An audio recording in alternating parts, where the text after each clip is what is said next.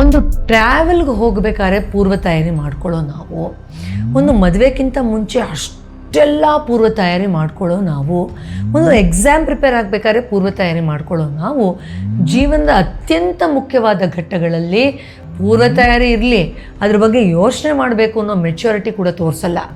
ಅದು ಮದುವೆಗಿಂತ ಮುಂಚೆ, ನಾವು ಮಕ್ಕಳು ಮಾಡ್ಕೊಳ್ತೀವಿ ಅಂತ ಪ್ಲ್ಯಾನ್ ಮಾಡೋಕ್ಕಿಂತ ಮುಂಚೆ, ಅಥವಾ ನಾನೀಗ ಯಾವುದೋ ಒಂದು ಕೋರ್ಸಿಗೆ ಜಾಯಿನ್ ಆಗ್ತಾಯಿದ್ದೀನಿ ಅನ್ನುವಂಥ ಒಂದು ದೊಡ್ಡ ಡಿಸಿಷನ್ ತೊಗೊಳೋಕ್ಕಿಂತ ಮುಂಚೆ, ಈ ಥರ ಕೆಲವೊಂದು ಮುಖ್ಯವಾದ ಘಟ್ಟಗಳು, ಕೆರಿಯರ್ ಸ್ಟಾರ್ಟ್ ಮಾಡೋಕ್ಕಿಂತ ಮುಂಚೆ, ಅಥವಾ ನಾನೀಗ ಹಾಸ್ಟೆಲ್ಗೆ ಹೋಗ್ತಾ ಇದ್ದೀನಿ, ಅಲ್ಲಿ ಇರೋಕ್ಕೆ ಶುರು ಮಾಡ್ತೀನಿ, ಬೇರೆ ದೇಶಕ್ಕೆ ಹೋಗೋಕ್ಕೆ ಶುರು ಮಾಡ್ತಾ ಇದ್ದೀನಿ, ಇದಕ್ಕೆ ಬರೀ ಮೆಟೀರಿಯಲಿಸ್ಟಿಕ್ ಪೂರ್ವ ತಯಾರಿ ಮಾತ್ರನಾ? ಅಂದರೆ ನಿಮ್ಮ ಸೂಟ್ ಕೇಸ್ ತುಂಬಿಕೊಳ್ಳೋದು, ಬ್ಯಾಂಕಲ್ಲಿ ಅಕೌಂಟ್ ಇದೆಯಾ ಅಂತ ನೋಡ್ಕೊಳ್ಳೋದು ಅಷ್ಟೇ ಅಂತ ಅಂದ್ಕೊಂಡಿದ್ದೀರಾ?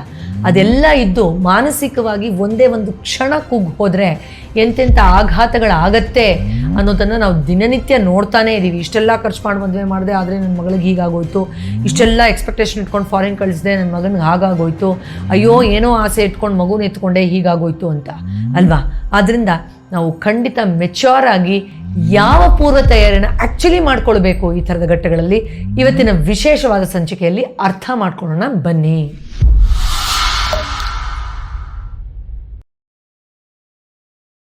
ನಮಸ್ಕಾರ ವೀಕ್ಷಕರೇ, ಔಷಧರಹಿತ ಚಿಕಿತ್ಸೆಯ ವಿಶೇಷವಾದ ಸಂಚಿಕೆಗೆ ಮತ್ತೊಮ್ಮೆ ನಿಮ್ಮೆಲ್ಲರಿಗೂ ಸ್ವಾಗತ. ನಿಮ್ಗೆ ಆಲ್ರೆಡಿ ಒಂದು ಸ್ವಲ್ಪ ಯೋಚನೆ ಮಾಡೋ ಥರ ಆಗಿರ್ಬೋದು ಇಂಟ್ರಡಕ್ಷನ್ ಪಾರ್ಟ್ ನೋಡ್ತಾ ಇದ್ದ ಹಾಗೆ. ಹೌದಲ್ವಾ, ಅದಕ್ಕೇನು ನಾನು ವಿಶೇಷವಾದಂಥ ಪೂರ್ವ ತಯಾರಿ ಮಾಡ್ಕೊಳ್ಬೇಕು ಅಂತ ನಾನು ಈ ಸಂಚಿಕೆಯಲ್ಲಿ ಕೇವಲ ಕೆಲವು ಉದಾಹರಣೆಗಳನ್ನು ಕೊಡ್ತಾ ಹೋಗ್ತೀನಿ. ಆ ಉದಾಹರಣೆಯನ್ನು ಮೈಂಡಲ್ಲಿ ಇಟ್ಕೊಂಡು ನೀವು ಯಾವ ಥರ ನೀವು ಯಾಮಾರಿದ್ದೀರಾ ಅಥವಾ ಯಾವ ಥರ ಹುಷಾರಾಗಿರಬೇಕು ಅಂತ ನೀವೇ ನಿಮ್ಮ ಲೈಫಿಗೆ ಅನಲೈಸ್ ಮಾಡ್ಕೊಳ್ಳಿ. ನನ್ನ ಸಂಚಿಕೆಗಳನ್ನು ನೋಡಬೇಕಾದ್ರೆ, ವೀಡಿಯೋಸ್ ನೋಡಬೇಕಾದ್ರೆ, ವರ್ಕ್ಶಾಪ್ಸ್ ಅಟೆಂಡ್ ಮಾಡಬೇಕಾದ್ರೆ ದಯವಿಟ್ಟು ಸಣ್ಣದು ಬುಲೆಟ್ ಪಾಯಿಂಟ್ಸ್ ಬರ್ಕೊಳ್ಳಿ. ಮತ್ತು ಯಾವಾಗಲೂ ಕುಗ್ದಾಗ, ಮನ್ಸಿಗೆ ಬೇಜಾರಾದಾಗ ನಾನು ತಿರುಗಿ ಹಾಕಿದ್ರೆ, ಕೆಲವು ಸತಿ ಇಂಟರ್ನೆಟ್ ಇಲ್ಲದೇ ಇರಬಹುದು ನನ್ನ ವೀಡಿಯೋ ನೋಡೋಕ್ಕೆ, ತುಂಬ ಜನ ಸೇವ್ ಮಾಡ್ಕೊಳ್ತೀರಾ ಪಾಪ, ಬಟ್ ಇಟ್ ಜಸ್ಟ್ ಇನ್ಸ್ಟೆಂಟ್ಲಿ ನಿಮ್ಮ ಎನರ್ಜಿನ ಶಿಫ್ಟ್ ಮಾಡೋಕ್ಕೆ ಸಹಾಯ ಮಾಡುತ್ತೆ. ಓಕೆ, ನಂಬರ್ 1, ನೀವೀಗ ಮದುವೆ ಆಗಿ ನಿಮ್ಮ ಗಂಡನ ಮನೆಗೋ ಅಥವಾ ಮದುವೆ ಆಗಿ ನೀವು ಒಂದು ಹೊಸ ಮೆಂಬರ್ನೋ ವೆಲ್ಕಮ್ ಮಾಡ್ತಾ ಇದ್ದೀರಾ ಹೆಣ್ಮಗುನ ಅಂತಾದರೆ, ಅದಕ್ಕೆ ಮದುವೆ ಕಾರ್ಡು, ಅದು ಇದು, ಬಟ್ಟೆ ಶಾಪಿಂಗು, ಎಲ್ಲರಿಗೂ ಏನೇನು ಗಿಫ್ಟ್ ಕೊಡಬೇಕು ಅದೇನು ಹೇಳೋದು ಬೇಡ ನಾನು ಅಲ್ವಾ? ಆ ಲಿಸ್ಟ್ ನೀವೇ ಚೆನ್ನಾಗಿ ಮಾಡ್ಕೊಂಡ್ಬಿಡ್ತೀರಾ. ಅದು ಪ್ರೀ ವೆಡ್ಡಿಂಗ್ ಶೂಟು, ಅಲ್ಲಿ ಡೆಸ್ಟಿನೇಷನ್ ಎಲ್ಲಿ, ಅದೆಲ್ಲ. ಆದರೆ ಒಂದು ಕ್ಷಣಕ್ಕೆ ಒಂದು ಹೊಸ ಎನರ್ಜಿಯನ್ನು ಮನೆಗೆ ಬನೆ ಮಾಡ್ಕೊಳ್ತಾ ಇದ್ದೀವಿ, ಅಥವಾ ನನ್ನ ಅಮ್ಮನ ಮನೆಯನ್ನು ಬಿಟ್ಟು ನಾನು ಗಂಡನ ಮನೆಗೆ ಹೊಸ ವಾತಾವರಣ, ಹೊಸ ಒಂದು ಬ್ಯಾಕ್ಗ್ರೌಂಡಲ್ಲಿ, ಹೊಸ ಕಲ್ಚರಲ್ಲಿ, ನನಗೆ ಯಾವುದೂ ಆ ಥರದ ಎಕ್ಸ್ಪೋಜರೇ ಇಲ್ಲದೆ 24/7 ಹೋಗಿ ಅವ್ರ ಮನೇಲಿ ಇರೋ ಥರದ್ದೊಂದು ನಾನು ಫ್ಲೆಕ್ಸಿಬಿಲಿಟಿ ತೋರಿಸ್ಬೇಕು ಅಂದರೆ, ಮೆಂಟಲಿ ಆ ಮಗು, ಗಂಡಾಗಲಿ ಹೆಣ್ಣಾಗಲಿ, whether she is coming or you are going, ಯಾವ ಥರ ಒಂದು ಮೆಚುರಿಟಿ ತೋರಿಸ್ಬೇಕು ಅನ್ನೋದ್ರ ಬಗ್ಗೆ ಒಂದು ಕ್ಷಣನೂ ಯೋಚನೆ ಮಾಡೋದಿಲ್ವಲ್ಲ, ಯಾಕೆ? ಸೊ ಆಗ ಆ ಹೆಣ್ಮಗು ನಾನು ಯಾವ ಥರ ನನ್ನ ವೀಕ್ನೆಸ್ಸನ್ನು ಅನಲೈಸ್ ಮಾಡಬೇಕು, ಯಾವ ಥರ ನಾನು ವಿಚಾರಗಳನ್ನು ಅಲ್ಲಿ ತೋರಿಸ್ಬಹುದು, ತೋರಿಸ್ಬಾರ್ದು, ಎಲ್ಲಿ ನಾನು ಬೌಂಡ್ರಿ ಹಾಕ್ಕೋಬೇಕು, ಕಿರಿಕಿರಿಯನ್ನು ಹೇಗೆ ನಿಯಂತ್ರಣದಲ್ಲಿ ಇಟ್ಕೊಳ್ಬೇಕು, ಯಾವ ಹಳೆ ನ್ಯೂನತೆಗಳನ್ನು ಬಿಡಬೇಕಾಗತ್ತೆ, ಯಾವ ಥರ ನನ್ನ ಹಾರ್ಟಿಗೆ ಈಗಲೇ ನಾನು ಮೆಂಬರ್ಸ್ ಜೊತೆ ಕನೆಕ್ಟ್ ಆಗೋಕ್ಕೆ ಶುರು ಆಗ್ತೀನಿ, ಯಾವುದನ್ನು ಮಾತಿನ ಮೂಲಕ, ಜಗಳದ ಮೂಲಕನೂ ನಾವು ಹೇಳಿ ಸರಿ ಮಾಡೋಕ್ಕಾಗಲ್ವೋ, ಅದನ್ನು ಯಾವ ರೀತಿ ನಾನು ನನ್ನ ಅಂತರ್ ಮನಸ್ಸಿನ ಮೂಲಕ ಕಮ್ಯುನಿಕೇಟ್ ಮಾಡಿ ಅದನ್ನು ನಾನು ಸ್ಟೆಬಿಲೈಸ್ ಮಾಡ್ತೀನಿ. ಅವ್ರು ಏನಾದರೂ ಅಂದರು, ಮಾಡಿದ್ರು, ಅಥವಾ ಅಪ್ಪ ಅಮ್ಮನ ಥರ ಪ್ಯಾಂಪರ್ ಮಾಡದೇ ಇದ್ದರು, ಅಟೆನ್ಷನ್ ಕೊಡದೇ ಇದ್ದರು, ಆ ಪ್ರೀತಿಯ ಕೊರತೆಯನ್ನು ನಾನು ಹೇಗೆ ಒಳಗಡೆಯಿಂದ ನಿಭಾಯಿಸೋಕ್ಕೆ ಸಾಮರ್ಥ್ಯವನ್ನು ಹೊಂದಿದ್ದೀನಿ.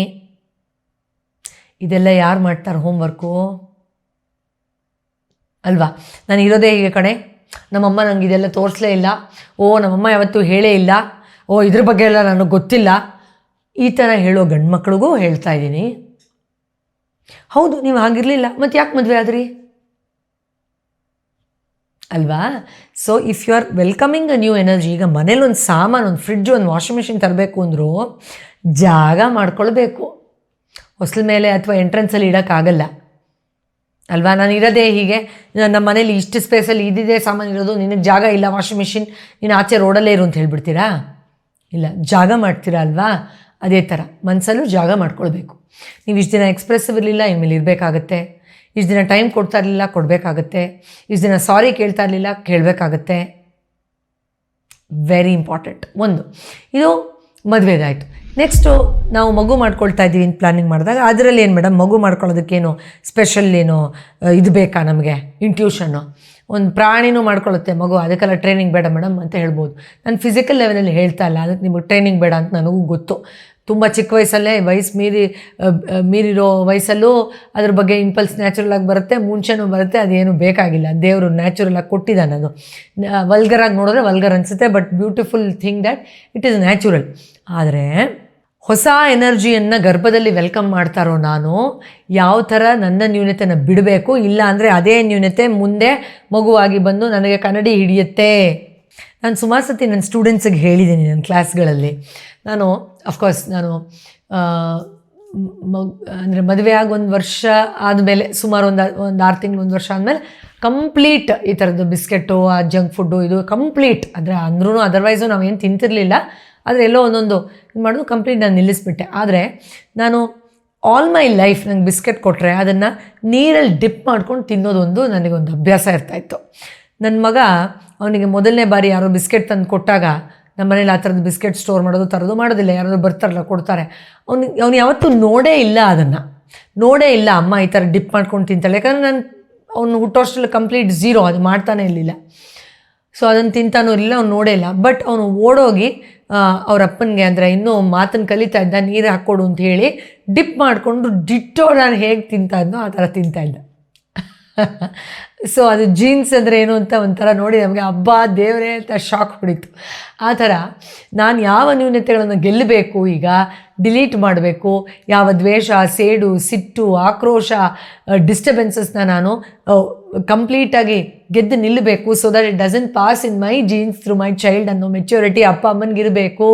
ಇಲ್ಲಾಂದರೆ ಸರಿಯಾಗಿ ವಾಪಸ್ಸು ಬಡ್ಡಿ ಸಮೇತ ಬರುತ್ತೆ. ಅದನ್ನು ನಾವು ನೆಗ್ಲೆಕ್ಟ್ ಮಾಡಿಬಿಡ್ತೀವಿ. ಎಷ್ಟು ಜನ ಕ್ಲೈಂಟ್ಸ್ ಹೇಳ್ತಾರೆ, ನಾನು ಗರ್ಭಿಣಿ ಇದ್ದಾಗ ಅಥವಾ ನಾನು ಹೀಗಿದ್ದೆ, ಅಲ್ಲಿ ಮಸಿತಾ ಇದ್ದೆ, ನಮ್ಮ ಅತ್ತೆ ಮೇಲೆ ನಮ್ಮ ಅತ್ತೆಗೆ ಮಾಡಿಬಿಡೋಣ ಅಂತ ಅಂದ್ಕೊಳ್ತಾ ಇದ್ದೆ ಅಂತ. ಆ ಮಗುಗೆ ಅತ್ತೆ ಮೇಲಿನ ಈ ದ್ವೇಷ, ಸೊ ಅತ್ತೆ ಹತ್ರ ಇದು ಮಾಡಬೇಕು ಅಂತ ಹೆಂಗೆ ಗೊತ್ತಿರುತ್ತೆ, ಅದಕ್ಕೆ ಎನರ್ಜಿ ಅಷ್ಟೇ. ಅದು ಆ ಫ್ರಸ್ಟ್ರೇಷನು, ಆ ಕೋಪ, ಹಲ್ಲು ಮಸಿಯೋ ಥರ ದ್ವೇಷ, ಆ ಇರಿಟೇಷನ್ನು, ಆ ಮೈ ಉರಿಯೋ ಥರದ್ದು feeling, just N energy. And ಆ ಎನರ್ಜಿ ನಿಮ್ಮ ಮಗುಗೆ ಡಿಸ್ಟರ್ಬ್ ಮಾಡುತ್ತೆ. ನೀವು ಹೊರಗಡೆಯವ್ರ ಮೇಲೆ ಹಾಕಿರ್ಬೋದು, ನಿಮ್ಮ ಮ್ಯಾನೇಜರ್ ಮೇಲೆ, ಗಂಡನ ಮೇಲೆ, ಅತ್ತೆ ಮೇಲೆ, ಡಿಸ್ಟರ್ಬ್ ಮಾಡೋದು ನಿಮ್ಮ ಮಗುನೇ. ಸೊ ಅದು ಕಿರ್ಚಾಡೋ ಥರ, ಅಳೋ ಥರ, ತಲೆ ಚಚ್ಕೊಳ್ಳೋ ಥರ, ಬೆಳಗ್ಗೆ ಎದ್ದು ರಂಪ ರಾಮಾಯಣ ಮಾಡೋ ಥರ, ಅಥವಾ ಸ್ಕಿನ್ ಅಲರ್ಜಿ ಥರ, ಬ್ರೀದಿಂಗ್ ಪ್ರಾಬ್ಲಮ್ ಥರ. Yes I have seen so many cases. ಅವ್ರಿಗೆ ಅವಾಗ ಹೇಳ್ತೀನಿ, ಮಗು ನೀಲ್ ಮಾಡೋದಿರಲಿ, ನಿಂದೇಳಪ್ಪ ಅಂತ. ಗಂಡಂಗೆ ತುಂಬ ನಂದೇನಿಲ್ಲ ಅಲ್ವಾ ಅಂತ ಅನ್ನಿಸ್ಬೋದು. ಹಲೋ, ನೋ, ಜೀನ್ಸ್ ನಿಮ್ಮದೇ ರೀ, ನಿಮ್ಮದೇ ಮಗು, ನಿಮ್ಮ ಜೀನ್ಸಲ್ಲೂ ಹೋಗುತ್ತೆ.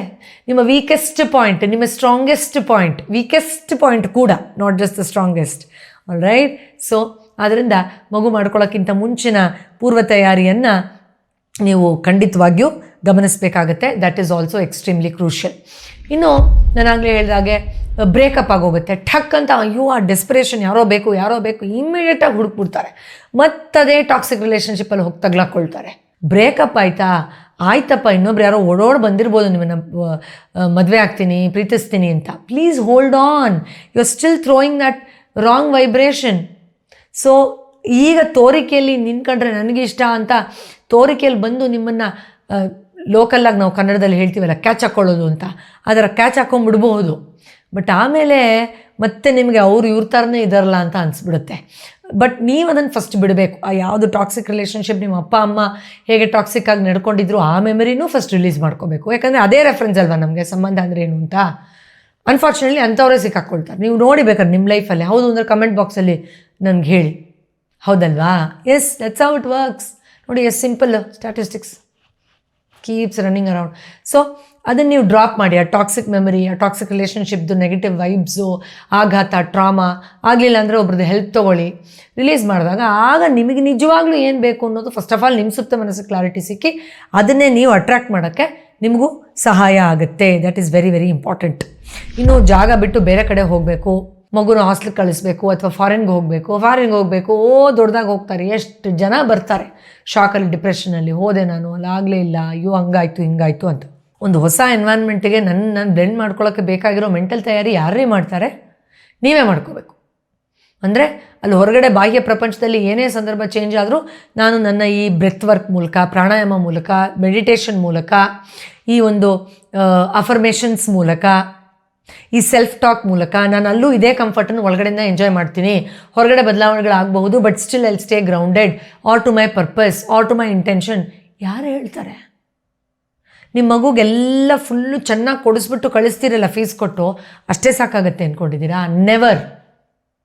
Invest more time in this then that.